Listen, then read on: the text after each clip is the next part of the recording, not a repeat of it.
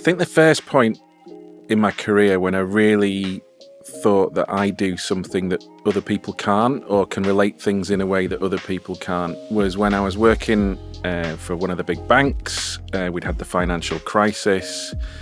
Two big banks had been merged together, and we were going through lots of restructuring. And as part of that, we had a session with lots of the senior managers in the part of the business that I worked for, which was providing financial advice to people. I was asked to present on sort of effectively the financials and the economics of how that business worked and why we were making some of the decisions that we were making. And the idea of it was we were going to bring those people along on that journey with us by explaining some of the rationale behind why we were making some of the changes that we were making. I was really nervous, and I kind of really wasn't quite sure how to pitch it, but I went for it. And the feedback that I got from people was phenomenal.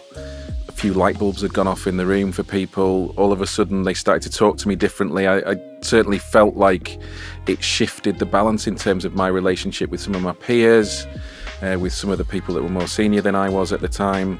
And all of a sudden they realised that I had a way of explaining and articulating to them the reasons behind the financial performance of the business. And they'd not heard it put in those terms before. And I didn't feel like I was doing anything radical or particularly revolutionary, but it seemed to work. And I think that was the point where I suddenly went, oh, hang on a minute, maybe there is something here in terms of how I present and how I talk to people about things that just makes it more relatable and understandable. And that's certainly something that's stood the test of time for me.